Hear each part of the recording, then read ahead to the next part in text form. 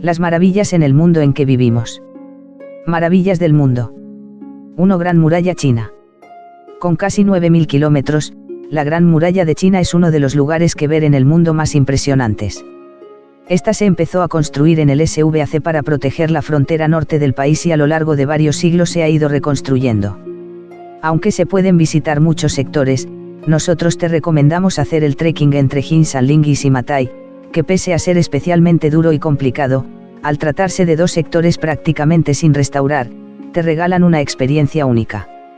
La Gran Muralla China. Historia.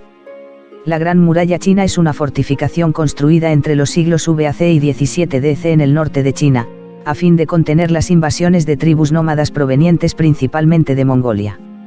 Se trata de la mayor obra de ingeniería desarrollada en la historia.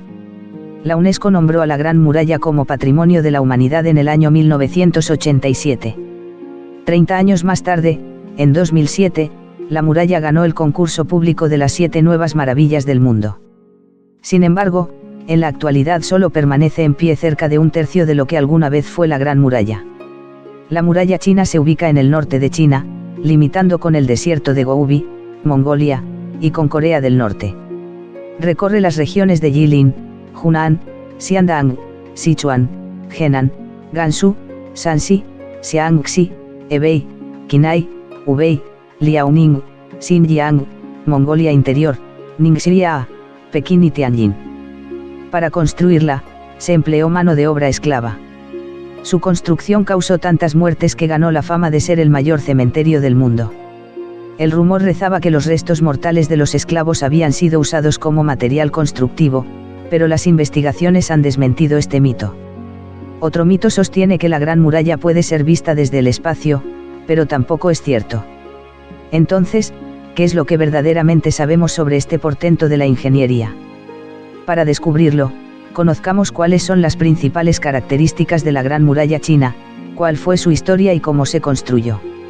El Taj Mahal, India. India o la amas o la odias, aunque esta afirmación no es aplicable al Taj Mahal, del que dicen es el monumento más bello del mundo construido por amor. Nosotros no sabemos si habrá otro más bello, lo que sí podemos decirte es que es una de las maravillas del mundo más impresionantes y bellas. Siempre que puedas te recomendamos no quedarte con la imagen más típica e ir después de la visita a la orilla del río Yamuda desde donde la perspectiva es impresionante. Historia. El Taj Mahal, India.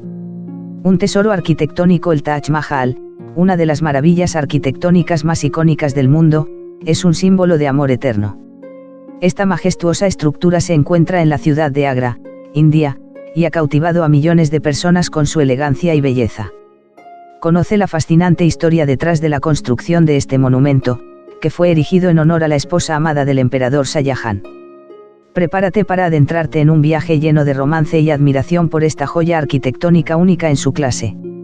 El Taj Mahal es una impresionante obra arquitectónica que cuenta la historia de amor y devoción del emperador mogol Shah Jahan hacia su esposa preferida, Mumtaz Mahal. Construido como un mausoleo en honor a ella, este majestuoso edificio es conocido como la joya del palacio tanto por su belleza como por el significado detrás de su nombre. La trágica muerte de Mumtaz Mahal durante el parto llevó a Shah Jahan a erigir este monumento como una forma de expresar su amor eterno. Desde su construcción, el Taj Mahal ha cautivado a millones de visitantes de todo el mundo con su arquitectura exquisita y su historia conmovedora. La historia de amor del Taj Mahal es una leyenda romántica que ha perdurado a lo largo de los siglos. Se dice que el emperador Shah Jahan y su esposa Mumtaz se conocieron cuando eran jóvenes y se enamoraron profundamente, culminando en su matrimonio 5 años después. Mumtaz se convirtió en la esposa favorita de Shah Jahan, siendo su mejor amiga y consejera en la vida política. Durante los 19 años de matrimonio, Mumtaz le dio al emperador 8 hijos y 6 hijas. Su amor fue tan intenso que cuando Mumtaz falleció, Shah Jahan construyó el majestuoso Taj Mahal en su honor, como una expresión eterna de su amor inquebrantable. Pirámides de Giza, Egipto. Ubicadas en la necrópolis de Giza, a 40 kilómetros de El Cairo y en uno de los países más fascinantes del mundo, las pirámides de Giza, pirámide de Micerinos, pirámide de Kefren y pirámide de Keops, se alzan como una de las maravillas del mundo antiguo.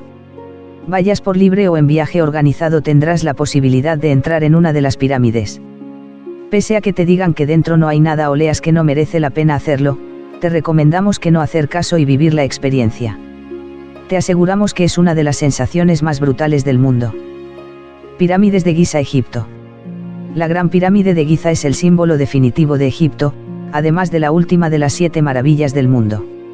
Se encuentra en la meseta de Giza cerca de la moderna ciudad de El Cairo y fue construida a lo largo de 20 años durante el reinado del rey Khufu de la dinastía IV, 2589 a 2566 AC, también conocido como Keops.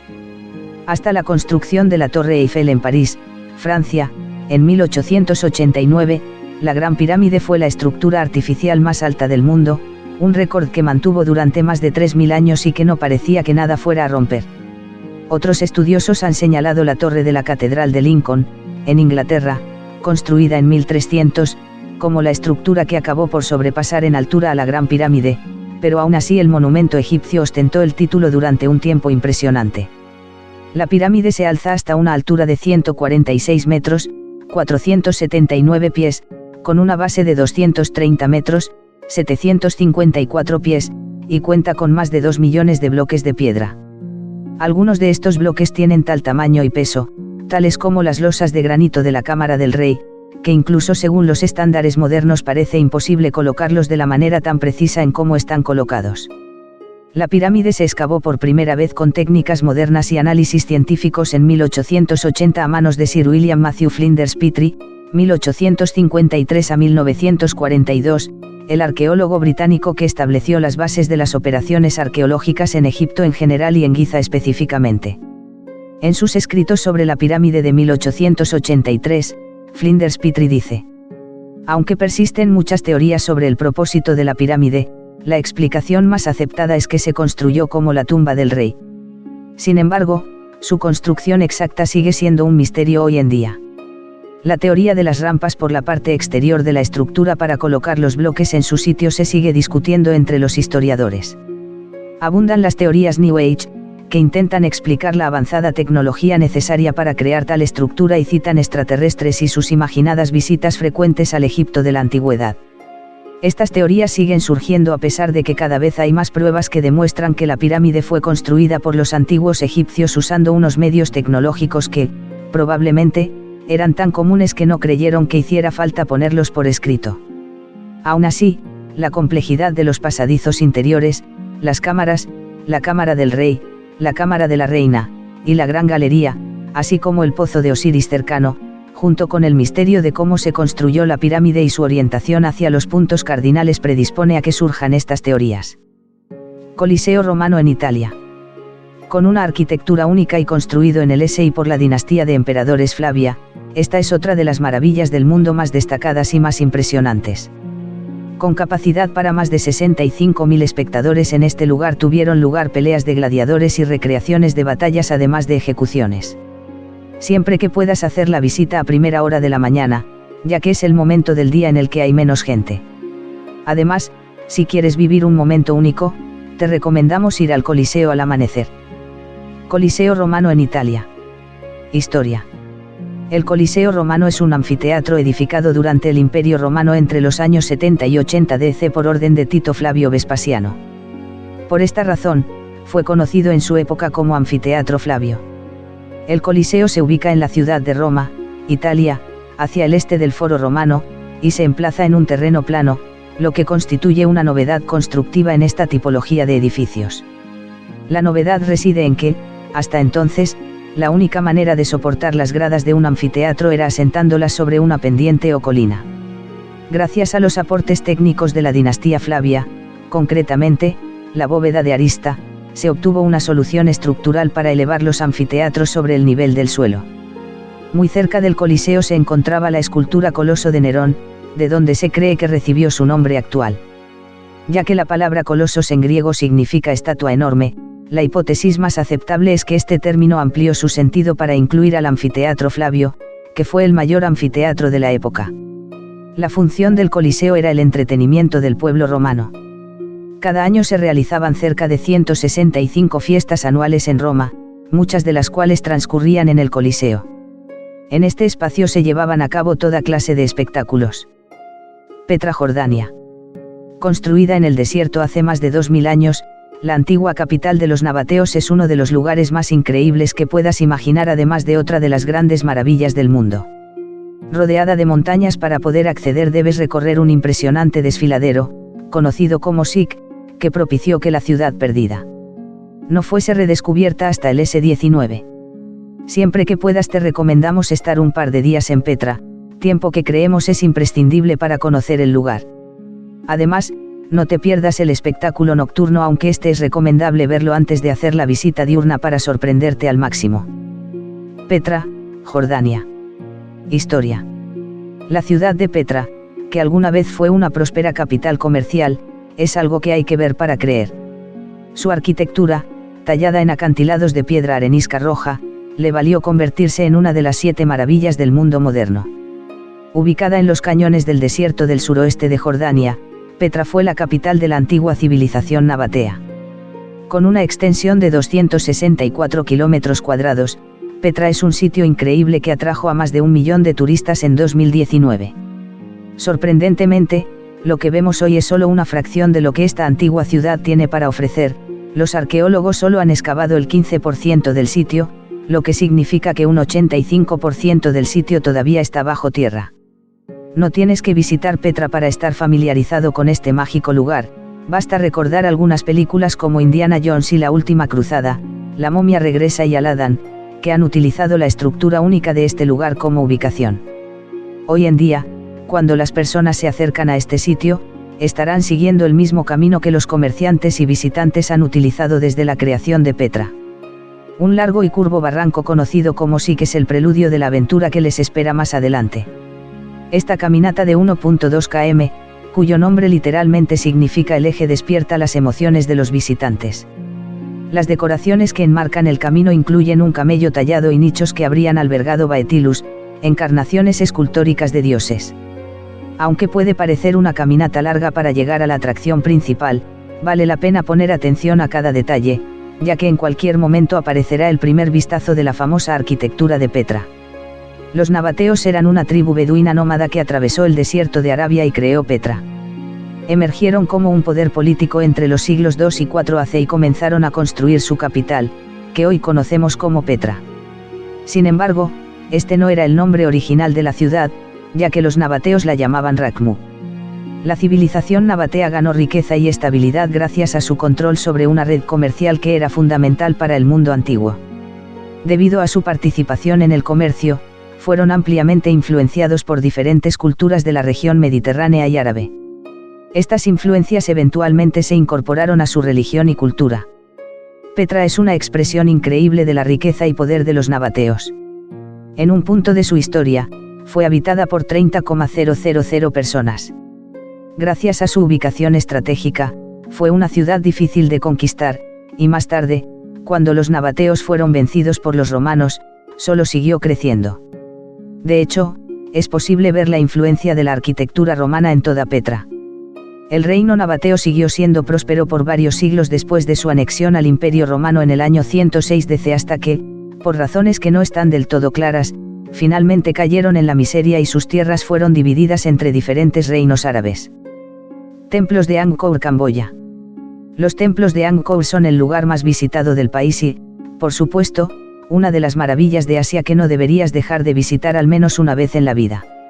Rodeadas de selva, estas ciudades de piedra del Imperio Khmer tienen en Angkor Wat son el lugar más famoso y, sin duda, una de las imágenes más destacadas del país. Templos de Angkor, Camboya. Historia. Camboya, conocida mundialmente por ser el lugar en el que se encuentran los famosos templos de Angkor, es un país cuya historia es muy diversa y rica en matices.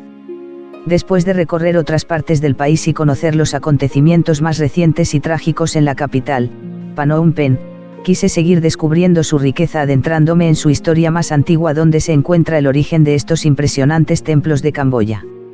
Hay mucho que aprender y mucho que ver en los templos de Angkor, y es imposible contar con el tiempo suficiente para recorrer a fondo esta maravilla del mundo. Pero solo con pisar este lugar ya sentiréis toda su magia. En este post os vamos a contar todo lo que debéis saber antes de visitar los templos de Angkor para que nada os haga perder ni un minuto de tiempo y podáis disfrutar aún más de recorrer estas históricas y alucinantes ruinas. Los templos de Angkor. Camboya fue, durante varios siglos, asentamiento de uno de los imperios más poderosos que hubo en el sudeste de Asia, el Imperio Jemer. Durante el reinado del rey Jayavarman II es cuando se inicia el periodo de máximo esplendor del imperio, que se extendería hasta el siglo XIII aproximadamente. En ese periodo de tiempo, se construyeron una gran cantidad de obras religiosas, templos, las cuales estuvieron, en un principio, consagradas a deidades hindúes como Shiva o Vishnu. Sin embargo, para el reinado del rey Jayavarman VII, hubo una reconversión religiosa, pasando del hinduismo al budismo, cambios que fueron reflejados en los diferentes templos religiosos del complejo de Angkor. Los templos fueron abandonados hacia el siglo XV. Sin embargo, siguieron siendo usados por monjes budistas y por pobladores. No fue sino hasta mediados del siglo XIX que exploradores franceses lograron atraer la atención mundial sobre esta maravilla arqueológica y comenzaron con la restauración de muchos de sus templos. Hoy en día el complejo de templos de Angkor en Camboya es considerado una de las maravillas del mundo, que año tras año atrae a miles de turistas. Parque Nacional Kruger, Sudáfrica. Conocido por ser uno de los espacios naturales más importantes del mundo, en el Parque Nacional Kruger conviven decenas de miles de animales, entre los que destacan los Big 5 o 5 grandes, nombre con el que son conocidos el elefante africano, el león, el leopardo, el rinoceronte y el búfalo. Una de las características principales de este parque es que puedes acceder con tu coche y hacer los safaris por libre, algo que te aseguramos, es una experiencia única e inolvidable. Parque Nacional Kruger, Sudáfrica. Historia. En el Parque Nacional Kruger se han encontrado pruebas de la presencia de prehomínidos que se remontan hasta hace 1.500.000 años. Los bosquimanos habitaron en la zona desde 100.000 AC. Hacia el 200 llegaron los primeros pobladores de lengua nuni en busca de mejores pastos para su ganado, desplazándose hacia el sur y reemplazando a los bosquimanos. Hacia el 800, los árabes empezaron a hacer incursiones en la zona en busca de esclavos, usando los puertos de Mozambique. También surgió una civilización en la región norte del parque. Esta civilización construyó la ciudadela de piedra Tulamela, que estuvo habitada entre 1250 y 1700. También extrajeron mena de hierro de más de 200 minas, que convertían en hierro para comerciar. El primer europeo que exploró la que es ahora la zona del Parque Nacional Kruger fue Francois de Kuiper, que dirigió una expedición de la Dutch East India Company desde la colonia del Cabo en 1725. Pero la expedición fue atacada por tribus locales cerca de Gomondvane y se vio obligada a retirarse. Alrededor de 1838, las expediciones de Voortrekker guiadas por Louis Trichardt y Hans van Rensburg exploraron el Bajo Veld, y más tarde se establecieron rutas de carromatos desde y hasta la zona del Kruger. En septiembre de 1873 se descubrió oro en Pilgrim's Rest, y en 1881 en Baarbartan. Los buscadores de fortuna acudieron rápidamente al Bajo Veld, pues la perspectiva de encontrar oro barrió el miedo a los leones, los cocodrilos y la malaria. Aquí empezó el declive de la población de animales salvajes de la zona, a causa de la caza y el comercio de cuernos y pieles de animales. En 1895, Jacob Louis Van Wyck presentó en el Volksraad, anteriormente el Parlamento, de la antigua República Sudafricana, una moción para crear una reserva de animales que se convertiría en el Parque Nacional Kruger. La moción, presentada conjuntamente con otro miembro del Volksraad llamado R.K. Lovedai, aceptó a debate en septiembre de 1895 por solo un voto de diferencia a favor, llevó a que el 26 de marzo de 1898, Paul Kruger, presidente de la República del Transvaal, proclamara la creación de un parque gubernamental de vida salvaje. Este parque sería conocido más tarde como la Reserva de Animales Avi, y en 1926 se expandió hasta convertirse en el Parque Nacional Kruger. En 1912 se construyó una vía férrea que cruzaba la reserva. Benson Hamilton, un comandante británico que acabó convirtiéndose en el primer guardián del Parque Nacional Kruger, la usó con éxito para hacer que los turistas se detuvieran a almorzar. En 1916, el gobierno creó una comisión para evaluar el futuro de las reservas. En 1929, como acto de reconciliación, la administración británica renombró oficialmente la reserva en honor de Paul Kruger, y la declaró el primer parque nacional de Sudáfrica. En 1927, el parque abrió sus puertas al público, la entrada costaba 1 libra.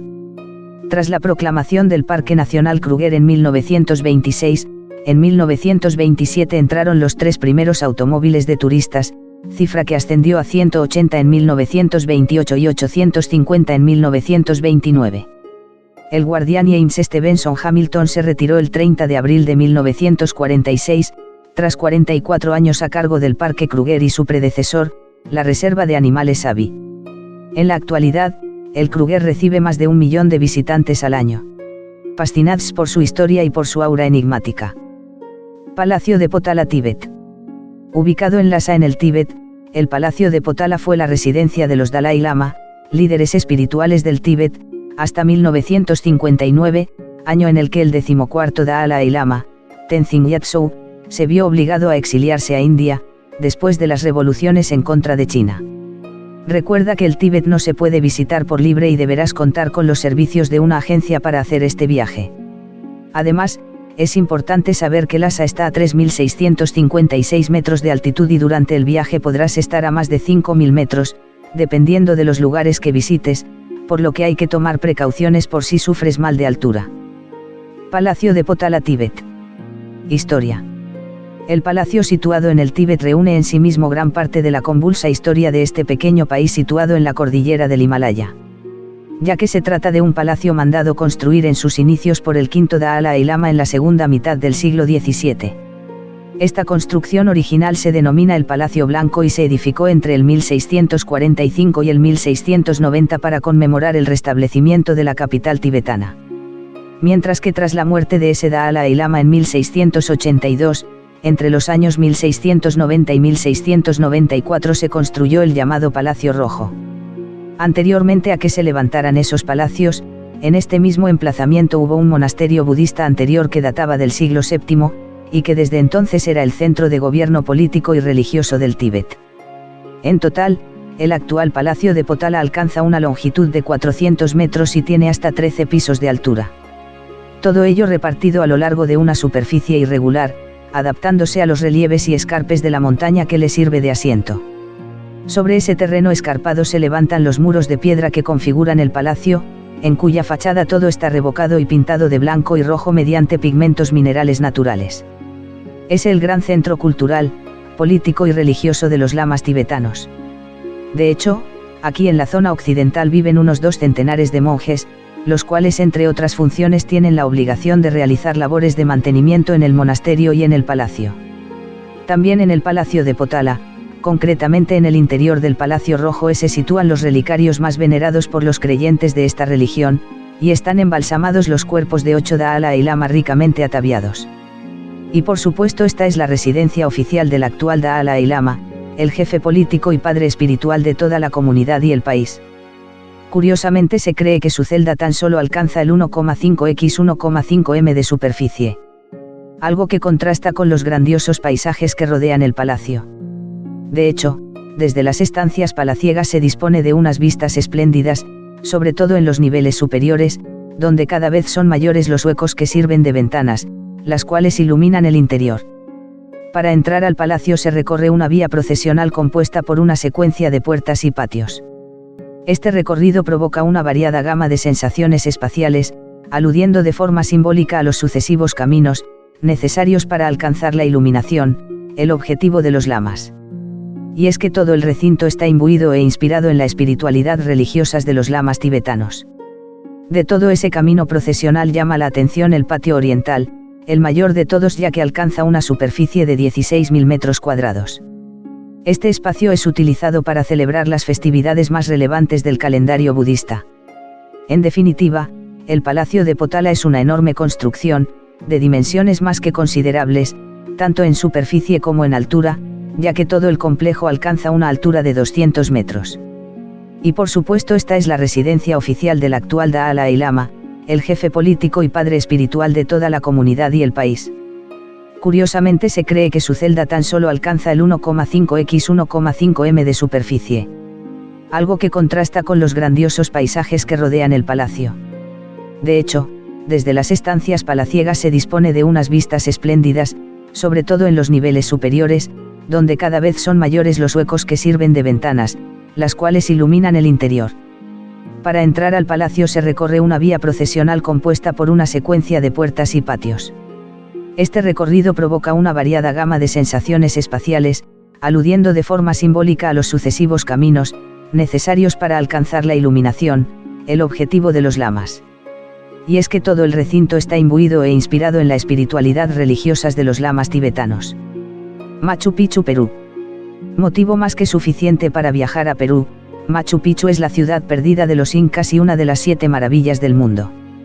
Perdida entre la vegetación por encima de los 2500 metros hasta que la descubrió Hiram Bingham en el año 1911, la forma más mágica de llegar a ella es haciendo el camino inca a través del que recorrerás 40 kilómetros en 4 días. En caso de que no hagas el camino inca, te recomendamos visitar Machu Picchu a primera hora de la mañana para poder hacer la visita con tranquilidad y sin tanta gente. Machu Picchu, Perú. Historia. Machu Picchu es un asentamiento inca ubicado en los Altos Andes de Perú, en el Valle del Urubamba, al norte de Cuzco. El lugar, situado en lo alto del río Urubamba, ha sido descrito de diversas maneras, como fortaleza, refugio imperial y recinto ceremonial. Fue fundado por Pachacuti Inca Yupanqui hacia 1450 DC. Tenía capacidad para unos 1000 habitantes en su época de mayor esplendor y era uno de los lugares más sagrados para los incas. Tras el colapso del Imperio Inca, Machu Picchu fue abandonada y olvidada, hasta que fue redescubierta en 1911 por el explorador Hiram Bingham. Machu Picchu está declarado como Patrimonio de la Humanidad por la UNESCO. Machu Picchu, que significa montaña vieja, fue una hacienda imperial fundada y perteneciente de Pachacuti Inca Yupanqui, el gobernante inca, a mediados del siglo XV. La propiedad del lugar pasó después a los sucesores de Pachacuti. Cuando el explorador Hiram Bingham lo redescubrió en 1911, aunque los habitantes del valle siempre habían sabido de su existencia, se declaró como la última capital de los incas. Sin embargo, se comprobó que esto era falso cuando se descubrió la verdadera capital final en Vilcabamba, más abajo, en el Valle del Urubamba. Otra hipótesis planteada por los primeros historiadores es que Machu Picchu era una fortaleza, y se citaron sus fuertes muros, las grandes torres y los fosos secos como apoyo para esta teoría. La necesidad de fortificar Machu Picchu quizás se debió a una serie de sequías que hicieron que la competencia por los recursos fuera feroz. Esto también explicaría por qué el sitio no estuvo ocupado durante mucho tiempo, ya que cuando la situación del agua mejoró, la necesidad de este tipo de ciudadelas disminuyó. No obstante, una vez más, investigación posterior ha revelado que la mayor parte de la arquitectura se diseñó con fines religiosos y que las fortificaciones pudieron ser construidas para garantizar que solo unos pocos pudieran entrar en este lugar sagrado. En apoyo de esta interpretación, se descubrió una carretera que unía el sitio con varios asentamientos poblados situados a lo largo del valle. Así pues, lo más probable es que Machu Picchu fuera un lugar sagrado, probablemente dedicado al dios del sol Inti, y con el objetivo adicional de recordar a la población local, recientemente conquistada, el poder y la fuerza de Pachacuti y del Imperio Inca centrado en su capital, Cuzco. El sitio fue abandonado por los incas poco antes de la llegada de Pizarro y los conquistadores españoles. Sin embargo, los invasores nunca llegaron a Machu Picchu, que permaneció desconocido para el resto del mundo durante 400 años.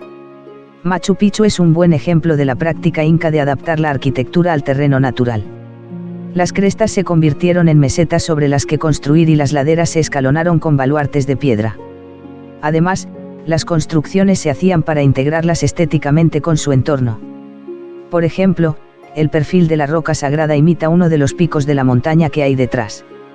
Por último, a menudo las ventanas y puertas se colocaban deliberadamente para captar las mejores vistas de las montañas circundantes. La Alhambra en Granada. De estilo andalusí y ubicada en la colina Alsabica, este complejo de increíbles palacios y jardines, además de ser patrimonio de la humanidad, está considerada como la 8ª maravilla del mundo. Además de la visita, que es una auténtica maravilla, te recomendamos no perderte las vistas de la Alhambra desde los miradores más famosos de Granada como San Nicolás, San Miguel Alto, Los Carvajales, San Cristóbal y la Mezquita Mayor de Granada. La Alhambra de Granada. Historia. La historia de la Alhambra está ligada al lugar geográfico donde se encuentra, Granada, sobre una colina rocosa de difícil acceso, en los márgenes del río Darro, protegida por las montañas y rodeada de bosque. Entre los barrios más antiguos de la ciudad, la Alhambra se levanta como un castillo imponente de tonos rojizos en sus murallas que ocultan al exterior la belleza delicada de su interior. Concebida como zona militar al principio, la Alhambra pasa a ser residencia real y de la corte de Granada, a mediados del S-13, tras el establecimiento del reino nazarí y la construcción del primer palacio, por el rey fundador Mohammed ibn Yusuf ben Neyesar, más conocido por Al-Ahmar. A lo largo de los S-13, 14 y 15, la fortaleza se convierte en una ciudadela de altas murallas y torres defensivas, que alberga dos zonas principales, la zona militar o alcazaba, cuartel de la Guardia Real, y la Medina o ciudad palatina, donde se encuentran los célebres palacios nazaríes y los restos de las casas de nobles y plebeyos que habitaron allí. El palacio de Carlos V, que se construye después de la toma de la ciudad en 1492 por los reyes católicos, también está en la Medina. El conjunto monumental cuenta también con un palacio independiente frente a la Alhambra, rodeado de huertas y jardines, que fue solaz de los reyes granadinos, el Generalife. El nombre Alhambra tiene sus orígenes en una palabra árabe que significa castillo rojo o bermellón, debido quizás al tono de color de las torres y muros que rodean completamente la colina de la Sabica, que bajo la luz de las estrellas es de color plateado, pero bajo la luz del sol adquiere un tono dorado. Aunque existe una explicación más poética, narrada por los cronistas musulmanes que hablan de la construcción de la Alhambra bajo la luz de las antorchas. Creada originalmente con propósitos militares, la Alhambra era una alcazaba, fortín, un alcázar, palacio, y una pequeña medina, ciudad, todo al mismo tiempo. Este triple carácter nos ayuda a comprender las numerosas características de este monumento. No existe ninguna referencia de la Alhambra como residencia de reyes hasta el siglo XIII, aunque la fortificación existe desde el siglo IX. Los primeros reyes de Granada, los ciritas, tenían sus castillos y palacios en las colinas de Albaicín, y nada queda de ellos. Los monarcas ciríes fueron con toda probabilidad los emires que construyeron la Alhambra, comenzando en 1238. El fundador de la dinastía, Muhammad Al-Ahmar, comenzó con la restauración del antiguo fortín. Su trabajo fue completado por su hijo Muhammad II, cuyos sucesores inmediatos continuaron con las reparaciones. La construcción de los palacios, llamado Casa Real Vieja, data del siglo XIV, y es la obra de dos grandes reyes, Yusuf y Muhammad V.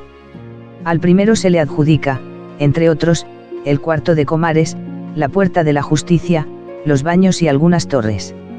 Su hijo, Muhammad V, completó el embellecimiento de los palacios con la Sala de los Leones, además de otros cuartos y fortificaciones.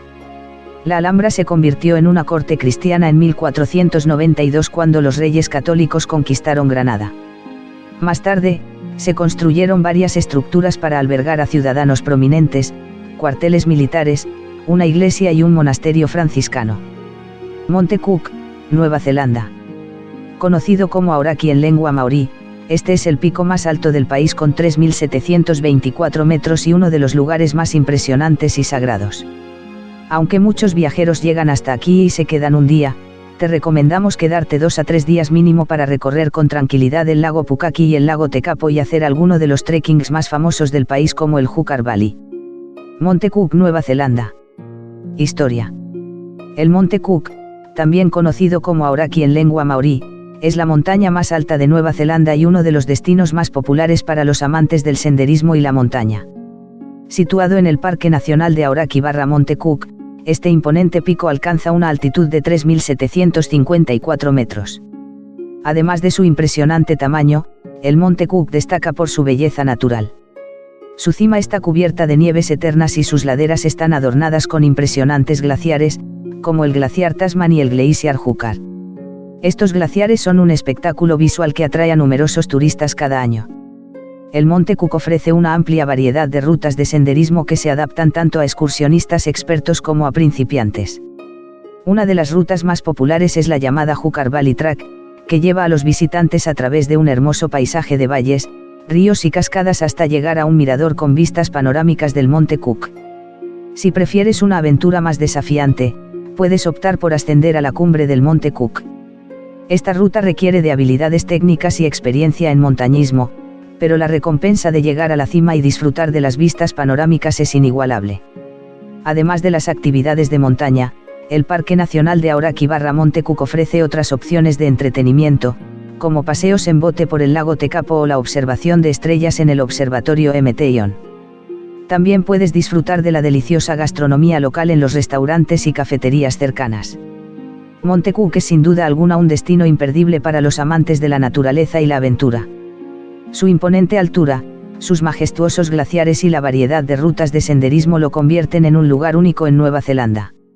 No te pierdas la oportunidad de explorar este impresionante hito natural. Moais Isla de Pascua. Si buscas un lugar mágico y con una energía especial en el mundo, sin ningún tipo de duda, Rapa Nui debería ocupar el primer puesto. Esta remota isla es el lugar en el que puedes ver los fascinantes moais, unas estatuas monolíticas humanoides, envueltas en un misterio y una energía, imposibles de explicar. Al ser una isla relativamente pequeña, la mayoría de viajeros se quedan entre 3 y 4 días para conocerla. Aunque en esos días podrás ver los lugares más importantes, siempre que puedas te recomendamos quedarte una semana para disfrutar del lugar, que es una de las maravillas del mundo más impresionantes. Moais Isla de Pascua. Historia. Una de las expresiones culturales más reconocibles del mundo son los moais de la isla de Pascua. Los moais son elementos característicos de la isla de Pascua o Rapa Nui. Es un lugar mágico, perdido en el silencio profundo del Océano Pacífico. La isla de Pascua es el lugar poblado más remoto del planeta. Está en el Océano Pacífico, a 3.500 kilómetros de la costa de Chile y a 2.037 kilómetros de la isla polinesia más cercana. Su extensión es de apenas 160 kilómetros cuadrados. Las montañas más elevadas de la isla de Pascua son 3 volcanes apagados. Su nombre proviene de la fecha de su descubrimiento. El navegante neerlandés Jacob Roggeveen, al mando de 3 barcos, llegó a la isla el 6 de abril de 1722, día de la Pascua de Resurrección. Felipe González Aedo llegó en 1770 a la isla. El cartógrafo y oficial de la Armada dictaminó que las tierras pertenecían a la corona española, hecho que sus habitantes firmaran un tratado. Los nativos, llamados Rapa Nuis, ratificaron aquel documento con misteriosos pictogramas que evidencian un sistema de comunicación y de escritura con origen en Oceanía, de donde provenían los pascuenses. Llegó el siglo XVIII y el francés Eugène Eyraud se asentó en Pascua, siendo el primer occidental en habitar el lugar. El nuevo habitante del lugar dio a conocer las misteriosas Ko'o-Rongo-Rongo, 21 tablillas realizadas supuestamente con dientes de tiburón que contenían los primeros textos de la región. Estas tablillas salieron a la luz sin conocerse su contexto arqueológico original, dificultando la datación porque el carbono 14 ofrece pistas acerca de la antigüedad de la madera, pero no del texto inciso en ella. Se sostiene que las tablillas son de antes de la llegada de los españoles y sugieren un desarrollo autóctono. Otros afirman que las similitudes del estilo se parecen con sistemas del Valle del Indo, pero faltan elementos para sostener la hipótesis. La isla se formó hace 0,7 millones de años gracias a sus 3 volcanes principales: Terebaka, el punto más alto de la isla; Poike, el volcán más antiguo; y el Rano Kau, el cráter volcánico más grande y la maravilla natural más asombrosa, respectivamente. Además, hay que destacar también al volcán Rano Raraku, ya que fue la cantera de donde salieron todos los moais. Las rocas de la isla se componen principalmente de jaguaiitas y basaltos, ambas ricas en fierro y con afinidades a las Islas Galápago, archipiélago de Colón. Asimismo, también abundan las rocas piroclásticas como la toba volcánica, de las cuales están hechos la mayor parte de los moais. El material utilizado para confeccionar los característicos sombreros de color rojo denominados pukao, es extraído del pequeño volcán Punapau, que significa manantial seco, por lo que previsiblemente este lugar tuvo que tener agua en la antigüedad.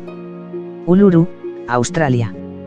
Esta formación rocosa, conocida también como S-Rocks, es uno de los símbolos del país, además de ser patrimonio de la humanidad y uno de los lugares más sagrados para los aborígenes australianos.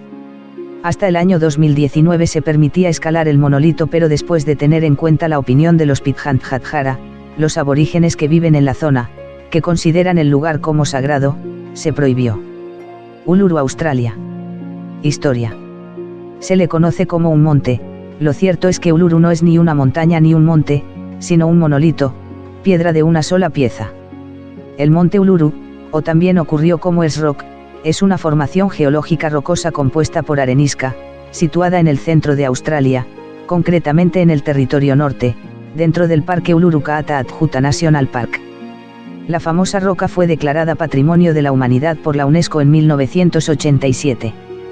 Junto con el parque antes mencionado, el monte Uluru es una de las mayores atracciones del país, puesto que es uno de los monolitos mayores del mundo, con más de 348 metros de alto, 9 kilómetros de contorno y 2,5 kilómetros bajo tierra. Vamos a ver qué es lo que hace tan especial a esta antigua e impresionante roca. Una característica que hace todavía más especial al monte Uluru es que cambia de color. Adopta diferentes colores debido a la acción del sol. El polvo de la arenisca que se encuentra en suspensión, la contaminación y el vapor de agua que se encuentra en capas más bajas de la atmósfera, actúan como filtro, lo cual limita las longitudes de onda cercanas al azul y acentúa los tonos rojizos de la roca.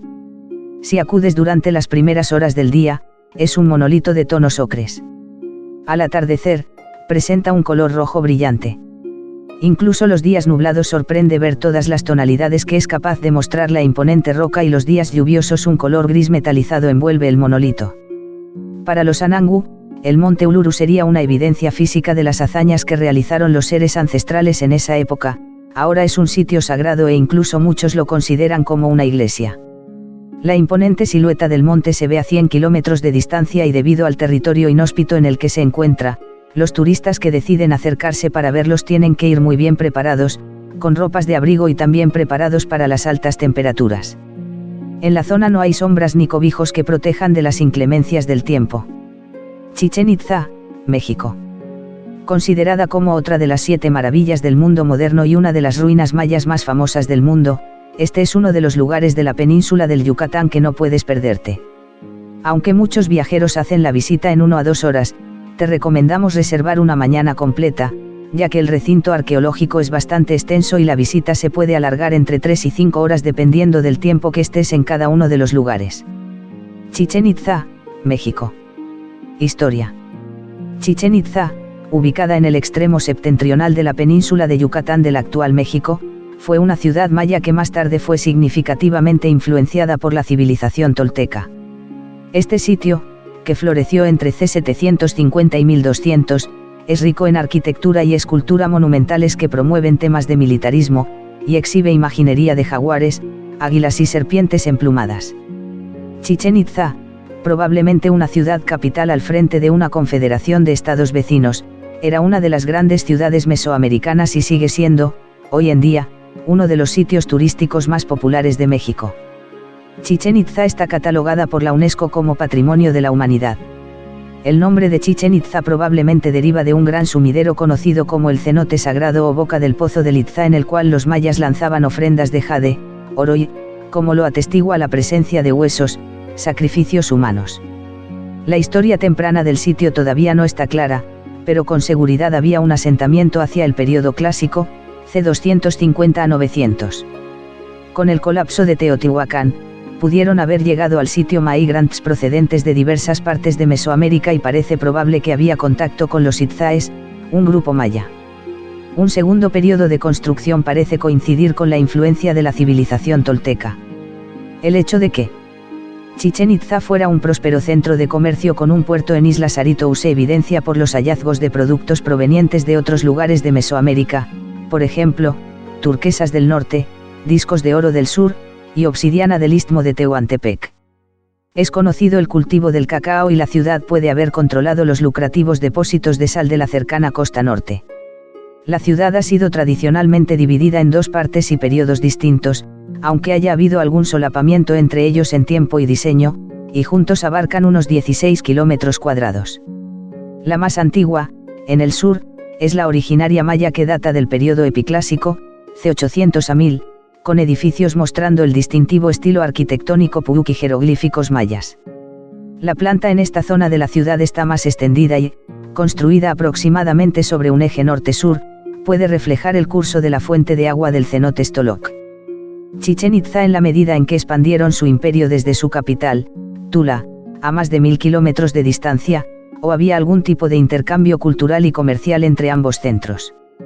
Las características comunes entre las dos ciudades, encontradas en la arquitectura y la escultura en relieve, incluyen columnas de guerreros, serpientes de cascabel con plumas de quetzal, la vestimenta de los súbditos, chacmols, vasijas para sacrificios en forma de una persona reclinada, atlantes, columnas de soporte en forma de hombres en pie, la representación de algunos animales, un tzompantli, estante de cráneos de sacrificio, incensarios de Tlaloc, el dios de la lluvia, y nombres personales representados por glifos que están presentes en ambos sitios pero no son mayas.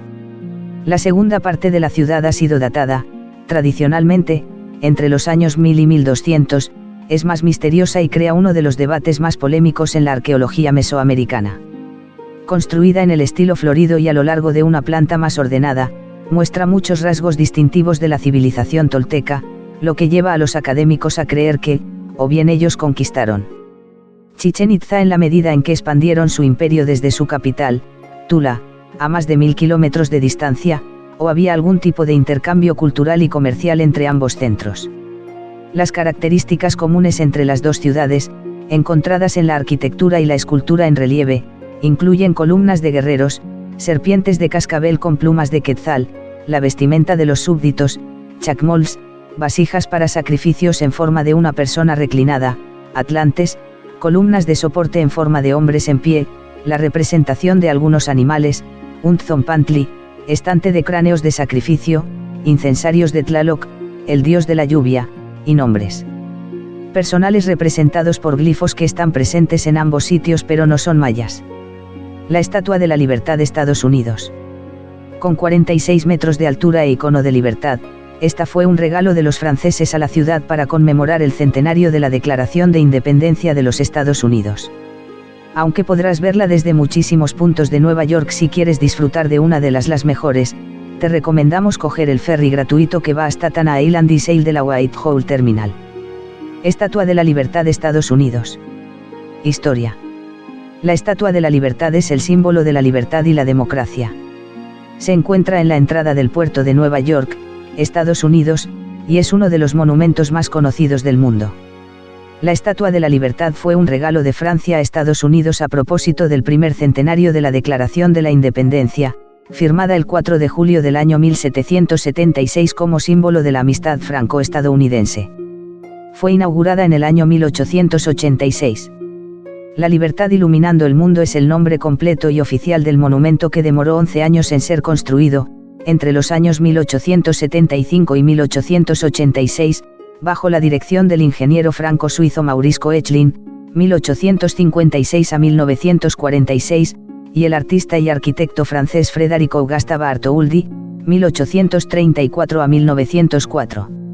Entre los arquitectos que colaboraron en el proyecto se encuentran los franceses, Alexandre Gustave Eiffel, 1832 a 1923, y Eugène Viollet-le-Duc, 1814 a 1879, así como el estadounidense Richard Hunt, 1827 a 1895.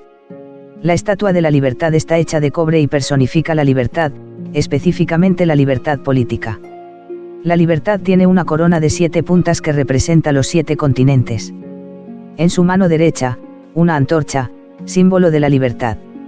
La antorcha fue cubierta en láminas de oro de 24 quilates durante su restauración en el año 1986. En su mano izquierda, Libertad sostiene las tablas que representan la Declaración de Independencia de los Estados Unidos.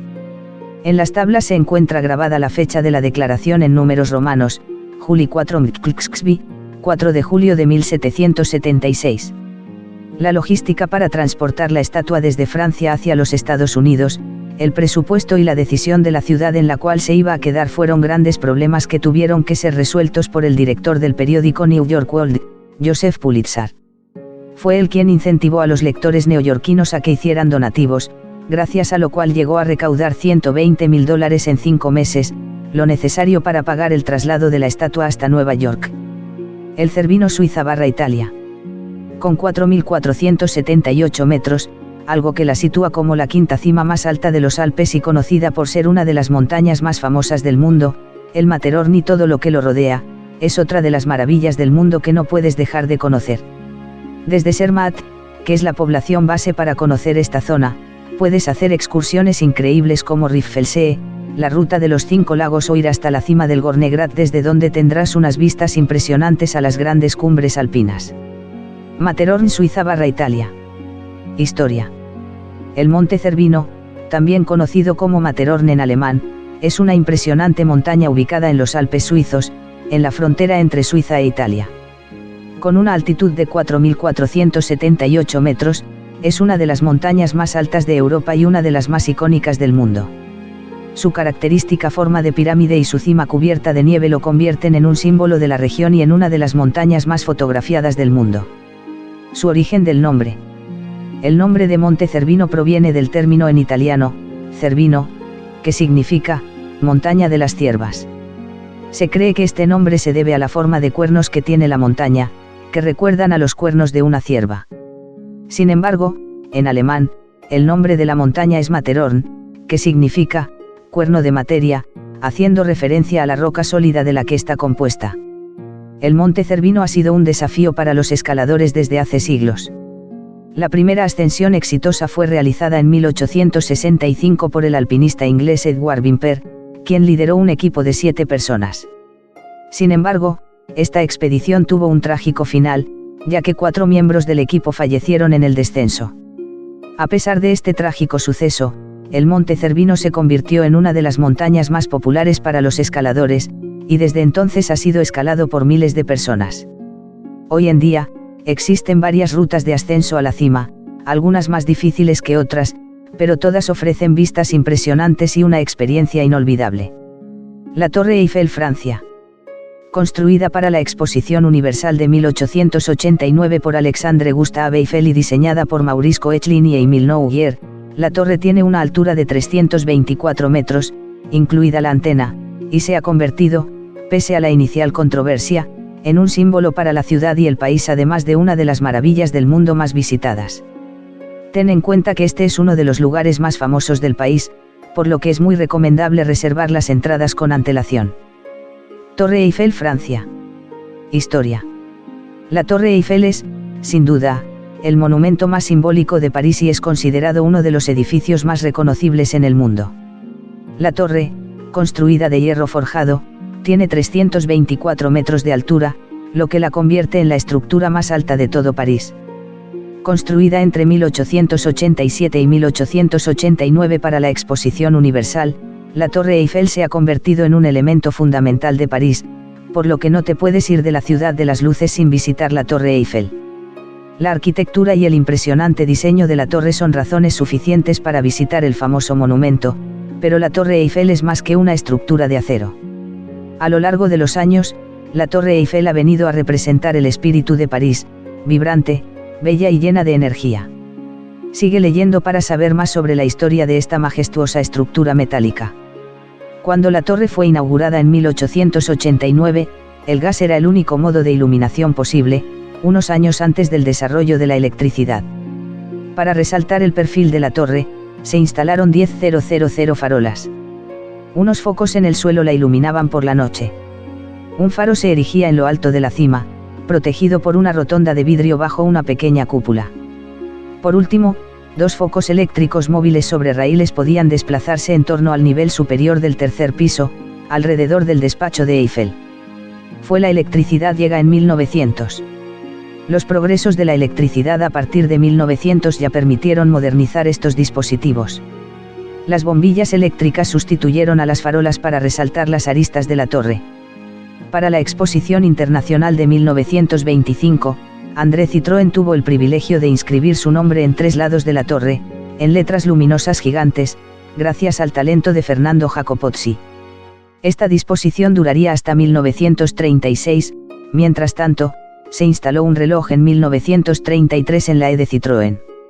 La Exposición Internacional de 1937 alentó un nuevo proyecto, diseñado por el arquitecto André Granat, casado con una de las nietas de Gustave Eiffel. Se enfocaba en la iluminación en las caras interiores de la torre, bajo el primer piso entre los 4 pilares. Unos tubos fluorescentes dibujaban un encaje. 30 focos iluminaban la torre desde el exterior. Fueron reemplazados en 1958 por 1290 pequeños apáramos, colocados a su alrededor en hoyos. La Plaza Roja Catedral de San Basilio, Rusia. Con 330 metros de longitud y 70 metros de ancho, esta es la plaza más famosa de Moscú y probablemente una de las más conocidas del mundo. En ella podemos encontrar el mausoleo de Lenin, el monumento a Minin y Pozarsky y la Catedral de San Basilio, que es un templo ortodoxo famoso por su belleza y sus características cúpulas. Plaza Roja Catedral de San Basilio, Rusia. Historia. La Catedral de San Basilio, situada en la Plaza Roja de Moscú, es uno de los principales monumentos de Rusia, tanto por la originalidad y colorido de su diseño como por los personajes históricos que han contribuido a su construcción. Además, desde el año 1990 forma parte de la lista de Patrimonios de la Humanidad. Adornada con 9 cúpulas bulbosas, propias de la arquitectura islámica y bizantina, esta catedral de ladrillo rojo ofrece un espectáculo incomparable de diseño exterior, en contraste con la austeridad y sobriedad del interior. Resulta curioso también que debido a su colorido y diseño, haya quienes la confundan con el Kremlin, edificio que se encuentra en el otro extremo de la plaza. El conjunto presenta la forma de una estrella de 8 puntas, con la torre central como nexo de unión, y este número 8 no ha sido elegido al azar, sino que tiene varias interpretaciones dentro de un contexto religioso. Desde el 8º día, el de la resurrección según el antiguo calendario judío, hasta las estrellas de 8 puntas con las que se suele representar a la Virgen, este número representa mucho más que una simple cifra para los ortodoxos. Su construcción ha sido progresiva, partiendo de una catedral anterior edificada entre los años 1555 y 1561, y conocida entonces como la Catedral de la Intercesión de la Virgen en el Montículo. Esta primera iglesia fue erigida por mandato de Iván IV, a modo de conmemoración por su reciente conquista del Kanato de Kazán. Una vez terminada, el zar ordenó que se le arrancasen los ojos a Postnik Yakovlev, el arquitecto encargado de la obra, para que no pudiese volver a construir nada semejante. Tiempo después, la iglesia pasó a ser consagrada a San Basilio el Pescador, debido a que según la tradición, este era el lugar donde se cree que descansan sus restos. Cuando más tarde, en el año 1588, el zar Fiódor Ivanovich mandó construir una capilla anexa a la tumba del santo, el lugar comenzó a ser conocido popularmente como la Catedral de San Basilio, perdiéndose en la práctica su antiguo nombre. En un primer momento, el proyecto de Iván IV era que, cada vez que ganase una batalla, dedicaría una nueva capilla en la catedral al santo al que se honrase en ese día de victoria. Esta idea no prosperó, y pronto fue sustituida por la construcción del actual edificio, con 9 capillas menores, diferentes entre sí pero formando un mismo conjunto. Este conjunto, aunque cuenta con un colorido excepcional y variado, no obstante mantiene un cierto equilibrio estético, y resulta un espectáculo magnífico para la vista. Su capilla central está adornada por una torre cuya cúpula está rematada en oro, y que exhibe imágenes de la Virgen y el Niño. El contraste entre el decorado exterior y el interior resulta más que notable, de hecho las capillas son pequeñas y están conectadas por laberínticos pasillos, austeramente iluminados en la mayoría de los casos. Son especialmente hermosos los diseños florales que adornan sus paredes, los cuales datan del siglo XVII. También es de destacar el interior de la Capilla de la Intercesión, la primera que fue construida, en el siglo XVI, y de la cual parten todas las demás. Resulta curioso el hecho de que haya permanecido intacta hasta nuestros días, ya que Napoleón trató de volarla utilizando pólvora, ante la imposibilidad de llevársela a París, aunque afortunadamente la lluvia impidió la detonación. También es significativo que los bolcheviques la respetasen tras la Revolución Octubre, pese a que la clausuraron y fundieron sus campanas. Incluso durante el régimen de Stalin, la catedral estuvo a punto de ser demolida en 2 ocasiones, afortunadamente estas iniciativas cayeron en saco roto. Lalibela, Etiopía. Declaradas Patrimonio de la Humanidad, estas iglesias excavadas en roca basáltica son uno de los pocos vestigios que se conservan de la dinastía Zage. Pese a que no están ubicadas en el mismo lugar, están separadas por el canal de Jordanos, estas están conectadas por túneles y pasadizos. Lalibela, Etiopía. Historia. Lalibela es una ciudad aislada y extraña situada en el corazón de las tierras altas de Etiopía, en la provincia de Amara, a 2.630 m de altitud al pie de las montañas del Asta, que en su punto culminante alcanzan los 4.284 m. Pero lo que hace a Lalibela un lugar único en el mundo es su conjunto de iglesias monolíticas excavadas en la roca, declaradas Patrimonio de la Humanidad por la UNESCO en 1978.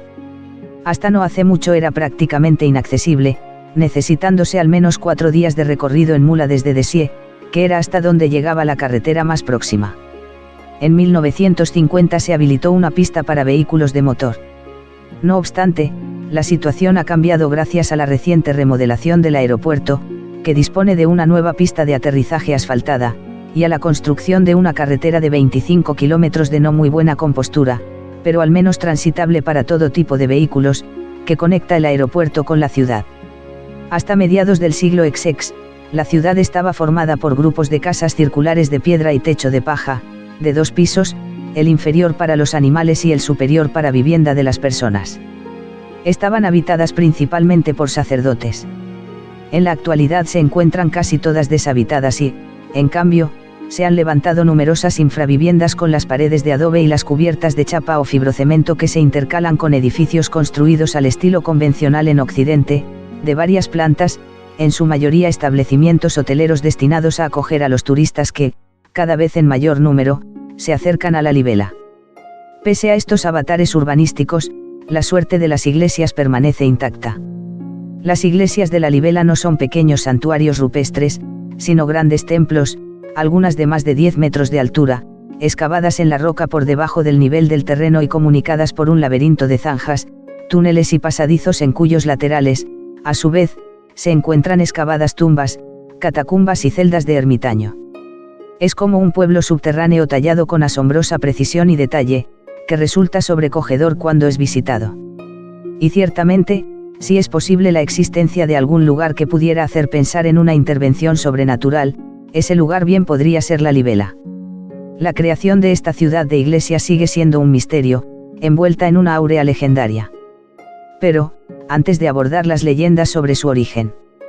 A pesar de haber sido un lugar de peregrinación ampliamente conocido en Etiopía, solo unas pocas menciones de la Libela llegaron a Occidente antes del siglo XVI. En 1523, el veneciano Alessandro Zorzi la menciona en una obra llamada Itinerarios como un gran lugar de peregrinaje, a partir de la información facilitada por un religioso franciscano. Previamente, en el siglo XIII, el armenio Abu Saleh habló de 2 iglesias dedicadas a San Jorge y San Miguel, donde los reyes etíopes eran coronados. Otras fuentes, como la historia de los patriarcas de Alejandría, mencionan la existencia de grandes y maravillosas iglesias en Rouja.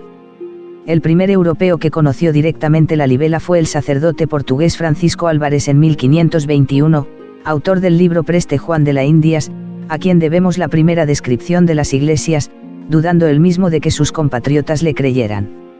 Me cansaba escribir más de estas maravillas, puesto que me parecía que me acusarían de falsedad. Hay mucho más de lo que ya he escrito, y lo he dejado para que no me acusen de decir mentiras. En 1487, el mismo año en que Bartolomé Díaz inició el viaje que le llevó a doblar el Cabo de Buena Esperanza, el rey Juan II de Portugal envió a 2 emisarios, Alfonso de Paiva y Pero da Covila, para que entablasen contacto con Preste Juan, a quien identificaban con el misterioso soberano etíope. El primero murió camino de Etiopía. El segundo tuvo mejor suerte y consiguió entrevistarse con el Preste Juan, pero fue retenido en el país, se casó y tuvo descendencia. Pese al fracaso de la misión, los portugueses no desistieron del empeño de establecer relaciones con tan legendario reino. En 1514, un embajador de la reina regente de Etiopía llega a Lisboa. El rey de Portugal, Don Manuel, organiza una embajada de vuelta al mando de Duarte Galvao, pero este muere y la misión se retrasa. Se vuelve a organizar en 1520, esta vez a las órdenes de Rodrigo de Lima, a quien acompaña al mencionado Francisco Álvares. El 24 de julio de 1524, la expedición regresó a Lisboa acompañada de un embajador etíope.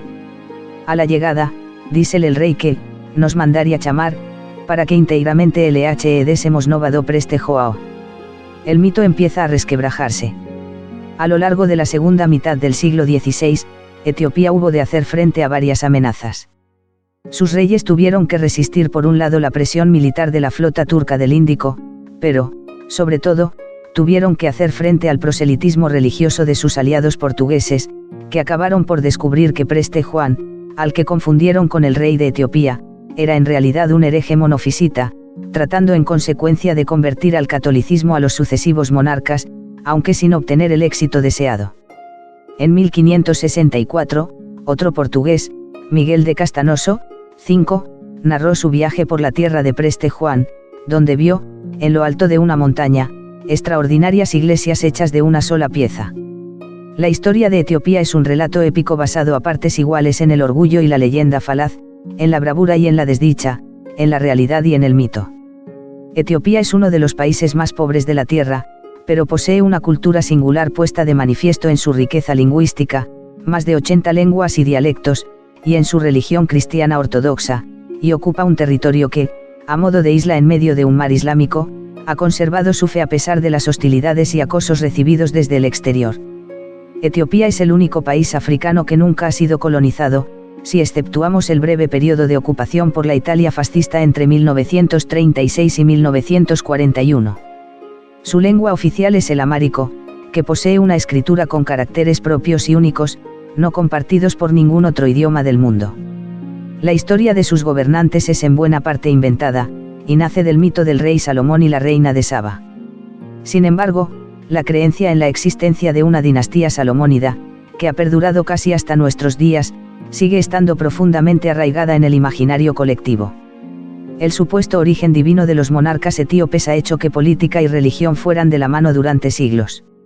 A ello ha contribuido en gran medida el aislamiento del país durante cientos de años a todo contacto con otros pueblos, sobre todo a partir del reinado del emperador Fasílidas, que en 1632 reinstauró la Iglesia ortodoxa y expulsó a todos los extranjeros de su imperio. Etiopía casi sin interrupción hasta 1974, cuando el último emperador Haile Selassie fue depuesto por los militares revolucionarios del Derg, al mando del coronel Mengistu Haile Mariam. Menelik decretó que la línea sucesoria, a partir de él, solo podía ser ocupada por varones, relegándose el papel de las mujeres a ocupar el cargo de regentes cuando el sucesor al trono no hubiera alcanzado la mayoría de edad. A los 22 años, Menelik acudió a Jerusalén para visitar a su padre, quedándose 3 años junto a él aprendiendo la ley de Moisés.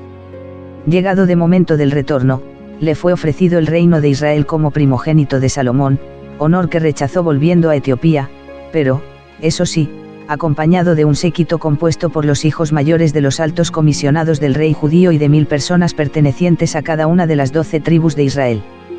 Un acompañante un tanto especial fue Azarías, hijo mayor del sumo sacerdote del templo de Jerusalén, quien tuvo un sueño en el que le fue revelado que Menelik debía llevarse consigo el objeto más venerado de la fe judaica, el Arca de la Alianza. Salomón, al descubrir la ausencia del arca, mandó a sus soldados perseguir al séquito de Menelik, pero también él soñó que su hijo tenía que llevarse consigo el arca, por lo que guardó secreto de lo acontecido. Desde entonces, el arca ya no salió de Etiopía, conservándose en la iglesia de Santa María de Saían, en Aksum. Menelik proclamó, además, al pueblo etíope como, el pueblo elegido, por Dios para guardar y custodiar el arca. Para la mayoría de los etíopes, se trata de una versión incuestionable de los hechos, pero los historiadores occidentales nunca le han dado demasiado crédito. Para los más fervientes defensores de la leyenda, el Arca de la Alianza todavía sigue en la iglesia de Aksum, aunque nadie pueda verla ni lo haya hecho nunca, excepto su guardián. Los italianos la buscaron infructuosamente durante la ocupación del país, se dice que gracias a que los sacerdotes se adelantaron trasladándola a lugar secreto y seguro. El Fuji, Japón. La cima más alta del país no solo es una maravilla del mundo por eso. El Fuji es una de las montañas más fotogénicas y bellas, además de uno de los lugares sagrados de Japón que muchos viajeros y locales ascienden cuando el tiempo lo permite. Aunque hay infinidad de lugares desde los que puedes ver este perfecto cono volcánico, te recomendamos especialmente la pagoda Chureito, la zona de Hakouni, el lago Kawaguchiko, el parque Arakurayama Sengen de Fujiyoshida o incluso desde el mismo tren bala Shinkansen. Fuji, Japón. Historia. Sus orígenes. Registros más antiguos sobre la historia y la cronología japonesa se recogen en los dos grandes anales japoneses, el Kojiki o Furukotofumi y el Nihonsoki, siglos 7-8. De acuerdo con estos anales, la historia del monte Fuji se remonta a la era Yayoi, 300 a 250 AC. Se cuenta que la primera persona que llegó a la cima fue una deidad conocida como Kono Anasakuya Hime, hija del dios de los volcanes y símbolo también de las flores de ciruelo. Esta diosa del sintoísmo pertenece a los santuarios Asama, Asama Jinja, Sengen Jinja. También se cuenta la leyenda de la subida al volcán a caballo del príncipe Sotoku, Esebi, figura legendaria en la historia japonesa, cuya existencia ha sido puesta en duda por diversos autores, y considerado el autor de la Constitución de los 17 puntos japonesa y promulgor de la unificación del país y la expansión del budismo. Actividad volcánica. El actual volcán conocido como Monte Fuji se originó hace aproximadamente 10.000 años, en la que había sido durante varios miles de años una zona de interpausadas erupciones volcánicas, por la unificación de dos volcanes anteriores. El actual Fuji ha entrado en erupción varias veces desde los primeros registros en el S8, con un pico de actividad volcánica entre los siglos 8 y 12, destacando la erupción de Hogan ocurrida en el año 864, que duró 10 días cubriendo y de cenizas la actual zona de Tokio y alrededores. La última erupción ocurrió en 1707, conocida como la erupción de la época Oei, cuarto año en la era Uie según el calendario japonés, y, aunque no ha vuelto a entrar en erupción desde entonces, se ha detectado movimiento del magma en su interior y, por lo tanto, es considera un volcán activo con poco riesgo de erupción inminente. El Fujisanoi. En la actualidad la montaña es subida cada año por cientos de turistas, tanto hombres como mujeres, viejos y jóvenes, pero hasta el año 1832 de la época Meiji, la subida estaba prohibida para las mujeres, siendo ese mismo año cuando una mujer decidió romper las reglas y subir a la montaña vestida con atuendo masculino. Fue durante la época Tokugawa Oedo, 1603 a 1868, cuando un ministro británico se convirtió en el primer extranjero en coroncar la cima del volcán en el año 1860 por la ruta Mera-Ayama, que actualmente ha dejado de utilizarse. Monte Fuji. Las rutas utilizadas para su ascensión han cambiado a lo largo de los periodos históricos, hasta llegar a ser 4 las rutas más utilizadas en la actualidad. En 2008 ascendió el príncipe heredero de Japón a su cima por la ruta Gotemba, que goza de bastante popularidad desde entonces. El Monte Fuji, símbolo del país y lugar patrimonio de la humanidad. Dejando atrás la época de prohibición para las mujeres y las restricciones contra los extranjeros en el país, la montaña es hoy en día un símbolo nacional. Por otro lado, debido al incremento creciente de turistas japoneses y extranjeros que actualmente se lanzan a la aventura de alcanzar la cima del volcán más famoso del país, existe un creciente problema con los residuos dejados por los escaladores, problema que se ha visto seriamente agravado en los últimos años. La reciente inclusión del Monte Fuji en la lista de lugares naturales Patrimonio de la Humanidad elaborada por la UNESCO, pretende no únicamente afirmar su valor natural e histórico, sino también controlar el acceso de los turistas y frenar el problema de la contaminación. El culto a la montaña sagrada, manifestaciones artísticas. Históricamente, el Monte Fuji ha sido siempre un lugar sagrado de culto a los dioses de la naturaleza kamas venerados en el sintoísmo, filosofía originaria del archipiélago. Historia Monte Fuji. Visible desde Tokio antigua Edo, ha sido representada en numerosas manifestaciones artísticas, como las famosas pinturas de ukiyo-e del artista Hokusai y haikus de Matsuo Baso. El volcán ha sido representado durante todas las estaciones, enfatizando la estrecha relación con la naturaleza que rige la filosofía japonesa. Además, destaca la representación de un Fuji de color rojo, color que toma en ocasiones cuando los primeros rayos solares pasan a través de las nubes o de la niebla. Se consideraba augurio de buena suerte observar la montaña cuando estaba iluminada de rojo por el primer sol de la mañana. En la cultura actual, el Fuji es considerado un lugar energético, lugar de encuentro de energías espirituales positivas y obligada visita para todos los japoneses al menos una vez en la vida. Maravillas del mundo.